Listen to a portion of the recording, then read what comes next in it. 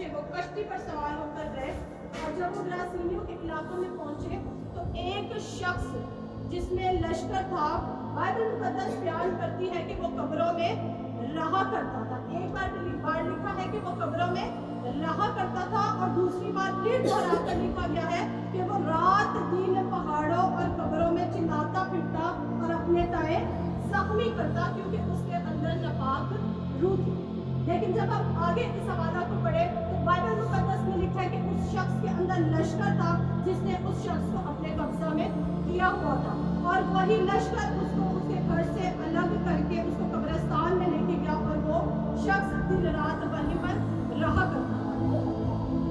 جب ہم اس حوالہ پر غور کرتے ہیں تو ہم سیکھتے ہیں کہ یہ شخص رات دن قبروں میں رہتا تھا، لیکن جب ہم قبرستان پر غور کریں تو قبرستان زندوں کی جگہ تو نہیں ہے۔ کیا خیال ہے وہاں پر زندہ لوگ رہتے ہیں؟ کبھی سنا ہم نے کہ زندہ لوگ جا کر قبرستان میں رہتے ہیں؟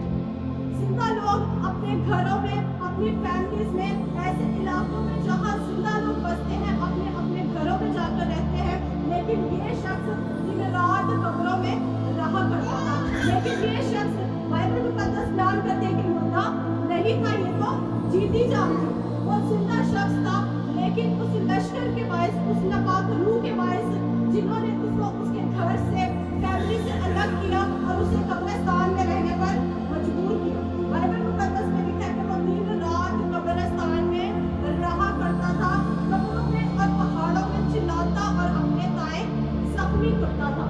ابلیس کی ایک یہ عادت ہے، اس کی یہ ہیبٹ ہے کہ وہ خدا کے لوگوں کو اس کے گروہ سے الگ کرنے کی کوشش کرتا ہے۔ ابلیس کبھی نہیں چاہتا کہ آپ کی رفاقت زندہ لوگوں کے ساتھ رہے۔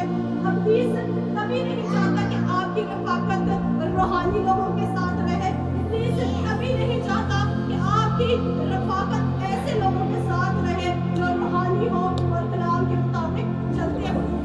ابلیس نہیں چاہتا کہ آپ کے گھر میں آپ اپنے ماں باپ کے ساتھ، بہن بھائیوں کے ساتھ رہیں، آپ جیتی وہ زندگی جو خدا یسوع مسیح نے آپ کو دی ہے، آپ اس طریقے سے زندگی گزاریں۔ اس میں کسی صورت میں نہیں چاہتا۔ بائبل مقدس میں جب ہم نئے عہد نامہ کا مطالعہ کریں تو ایک تشبیہ دی گئی ہے ابلیس کو۔ بائبل مقدس میں لکھا ہے کہ ابلیس جو ہے وہ شیر ببر کی طرح پھاڑتا پھرتا ہے کہ وہ کس کو پھاڑتا ہے۔ بائبل مقدس میں لکھا ہے شیر ببر کی طرح پھاڑتا پھرتا ہے۔ شیر ببر کی طرح ہے، وہ شیر ببر ہے نہیں، بلکہ وہ شیر ببر کی طرح بننے کی کوشش کرتا ہے، دھاڑ لگاتا ہے بس وہ شیر کی طرح، اور وہ ہر وقت دیکھتا ہے کہ کس کو وہ پھاڑ ڈالے اور کس کو وہ اپنے گھر سے الگ کرے، کس کو اپنے گروہ سے الگ کرے، کس شخص کو وہ اپنی کلیسیا سے الگ کرے۔ بائبل مقدس بیان کرتے ہیں کہ ابلیس تلاش میں رہتا ہے، جہاں کہ یسوع مسیح چاہتا ہے کہ لوگ زندگی پائے اور کثرت کی زندگی پائے۔ اور یہی ایک اس کا فارمولا اس شخص کی زندگی میں ہمیں نظر آتا ہے کہ اس نے اس شخص کو اس کے گھر سے، اس کی فیملی سے الگ رہنے پر مجبور کیا ہے۔ قبرستان کے اندر مردوں میں وہ رہتا ہے دن رات، ایسا کوئی پہر نہیں جہاں پر لکھا کہ وہ اپنی فیملی میں وقت گزارتا ہے یا مقدسوں کے ساتھ جا کر وقت کرتا ہے، گزارتا ہے، یا کسی وقت جا کے عبادت کرتا ہے، نہیں، بلکہ لکھا ہے دن رات وہ قبرستان میں۔ قبرستان مطلب مردوں کا گھر، مردوں میں وہ زندگی گزار رہا تھا اور اپنے آپ کو زخمی کیا۔ یقیناً وہ نہیں چاہتا ہوگا کہ میں اپنے آپ کو زخمی کروں، بلکہ وہ لشکر جو اس کے خلاف تھا، وہ ناپاک روح جو اس کے اندر تھی، وہ اس کو زخمی کیا کرتی تھی۔ لکھا ہے کہ اس کو بیڑیوں میں جکڑ کے رکھتے تھے، لیکن اس کے اندر اتنا زور تھا کہ وہ سبھی لوگوں کو، بیڑیوں کو بھی توڑ ڈالتا۔ یہی فارمولا ابلیس نے اپلائی کیا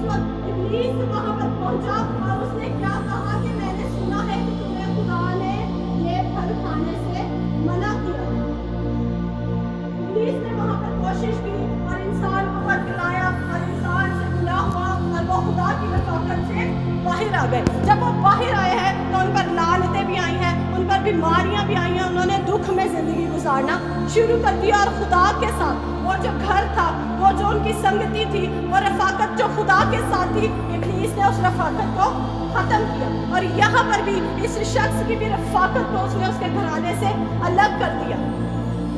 جیسے انسان کو باغ عدن میں سے نکالا گیا, ابلیس کی پلاننگ تھی. اس شخص کو اپنی فیملی, اپنے گھرانے سے نکالا گیا, ابلیس کی فیملی تھی, پلاننگ تھی. جب ہم بائبل مقدس میں غور کرتے ہیں تو وہاں پر لکھا ہے ابلیس کا مقابلہ کرو تو وہ تم سے بھاگ جائے.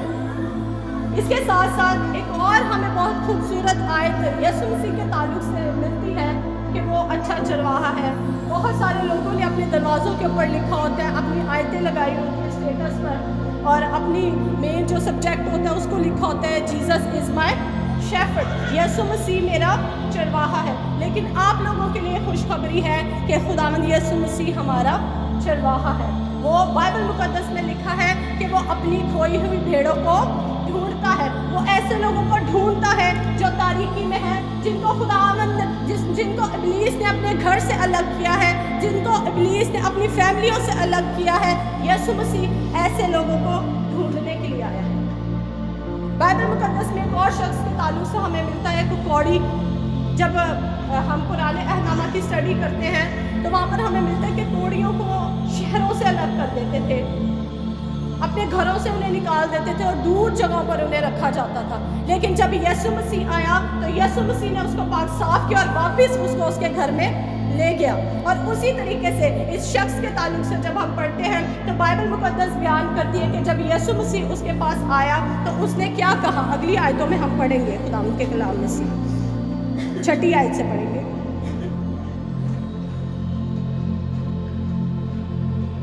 وہ یسوع کو دور سے دیکھ کر دوڑا اور اسے سجدہ کیا. ابلیس کی یہ عادت ہے, وہ صرف ڈرانے کی کوشش کرتا ہے, وہ دھاڑتا ہے. لیکن بائبل مقدس بیان کرتی ہے کہ یسوع مسیح کے آگے ہر ایک گھٹنا جھکتا ہے, خواہ آسمانیوں کا, خواہ زمینیوں کا, خواہ ان کا جو زمین کے نیچے ہے. اور بائبل مقدس میں لکھا ہے کہ اسی وقت وہ دوڑا اور اس نے کس کو سجدہ کیا, یسوع مسیح کو سجدہ کیا, اور بڑی آواز سے چلا کر کہا, اے یسوع خدا تعالیٰ کے فرزند, مجھے تجھ سے کیا کہا, تجھے خدا کی قسم دیتا ہوں مجھے عذاب میں نہ ڈال. کیونکہ اس نے اس سے کہا تھا, اے ناپاک روح اس آدمی میں سے نکل آ. پھر اس نے اس سے پوچھا, تیرا نام کیا ہے؟ اس نے اس سے کہا, میرا نام لشکر ہے, ہم بہت ہیں. پھر اس نے اس کی منت کی کہ ہمیں اس علاقہ سے باہر نہ بھیج. اور وہاں پہاڑ پر سوروں کا ایک بڑا غور چل رہا تھا. بس انہوں نے اس کی منت کی کر کے کہا, ہم کو ان سوروں میں بھیج دے تاکہ ہم ان میں داخل ہوں. بس اس نے ان کو اجازت دی اور ناپاک روحیں نکل کر سوروں میں داخل ہو گئی. اور وہ غول جو کوئی 2000 کا تھا کڑاکڑے پر سے جھپٹ کر جھیل میں جا پڑا اور جھیل میں ڈوب مرا. اور ان کے چرانے والوں نے بھاگ کر شہر میں دیہات میں خبر پہنچائی. لشکر کے تعلق سے ہم سیکھ رہے ہیں, اور لشکر نے کہا کہ ہمیں اجازت دے کہ جو سور یہاں پر چل رہے ہیں ہم ان کے اندر چلے جائیں. اور لکھے کہ 2000 وہ سور تھے, اور لشکر کا یہاں پر کوئی گنتی لکھی نہیں گئی, بس یہ لکھا گیا ہے کہ وہ بہت سارے. اس کا مطلب 2000 کم سے کم بھی 2000 ہوں گے, 2000 سے زیادہ ہو سکتے ہیں.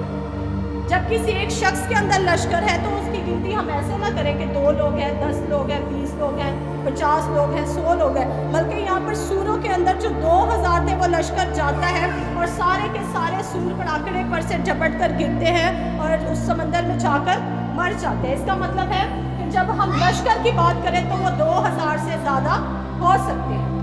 اس شخص کے پاس جب یسوع مسیح آیا ہے اور یسوع مسیح نے اس کو آزادی دی ہے اور یسوع مسیح نے اس لشکر کو حکم دیا تو پھر فوراً وہ اس شخص میں سے نکلا اور وہ شخص آزاد ہوا. اسی طریقے سے وہ تمام تر لوگ جنہیں خدا کے روح نے سکھایا ہے, بتایا ہے, لیکن پھر بھی وہ خداوند کی حضوری سے دور ہے, یہ کلام ان کے لیے بھی ہے کہ اگر ہم خدا کی رفاقت سے دور ہو گئے ہیں, اس سے الگ ہو گئے ہیں, تو खुदावंद का कलाम हमें सिखाता है कि हमने अपने घर में वापस आना है। जैसे बाग अदन में इब्लीस आया और इंसान के और खुदा के बीच में जुदाई पैदा की, इस शख्स की ज़िंदगी में जब ये लश्कर ने काम किया तो इसको इसकी फैमिली से अलग किया। उसी तरीके से जब उस कोड़ी में कोड़ था तो उसको उसके घर से अलग किया। इब्लीस ये नहीं चाहता कि आप खुदा के साथ रफाकत रहे, आप अपने बहन भाइयों के साथ रहे, और सबसे बढ़कर इब्लीस ये नहीं चाहता कि आप रूहानी बन जाए और रूहानी चीज़ों की तलाश में रहे। और इब्लीस सबसे बढ़कर ये नहीं चाहता कि आप अपनी बादशाही में दाखिल हो, आपको वो बादशाही से भी बाहर निकालना चाहता है। जिस तरह वो लोगों को उनके घरों से, फैमिलियों से दूर रखता है, उसी तरीके से वो मुर्दा हालत में आपको रखना चाहता है। लेकिन खुदावंद का कलाम हमें ये खुशखबरी देता है कि यीशु मसीह आया और यीशु मसीह ने वो जुदाई जो बाग अदन में हुई थी, उस जुदाई को दूर किया, इस लश्कर को आज़ाद किया, उस कोड़ी को पाक साफ किया, उसकी फैमिली में उसको वापस लाया, इस लश्कर को, इस आदमी को इस लश्कर से आज़ाद किया कि अपने घर में जा सका।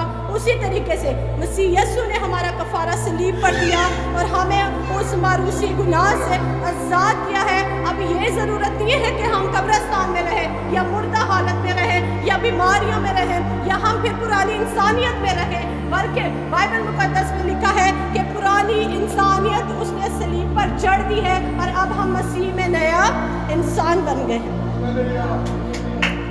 बाइबल मुक़द्दस हमें सिखाती है कि यीशु मसीह अच्छा चरवाहा है, वो अपनी भेड़ के लिए जान देता है, एक खोई हुई भेड़ के लिए भी वो अपनी जान देता है। ये ना सोचे कि पूरी दुनिया के लिए मसलूब हुआ है, बल्कि सोचे कि मेरी खातिर मसलूब हुआ है।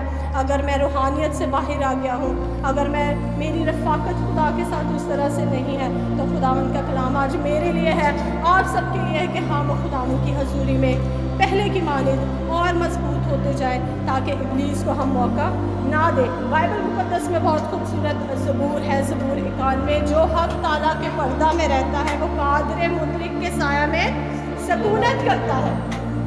फैसला हम पर छोड़ा गया है कि क्या हम इस शख्स की मानिंद जिसमें लश्कर था, जो कब्रों में रहा करता था, ये लाइफ हमने चुनी है, या हमने खुदा के पर के नीचे, उसके पर्दा के नीचे सकूनत करना है जो हमारी हकीकी पनाह है, या हमें अब्दी बादशाही में जाना है, या हमें ज़िल्लत और रुसवाई को चुनना है।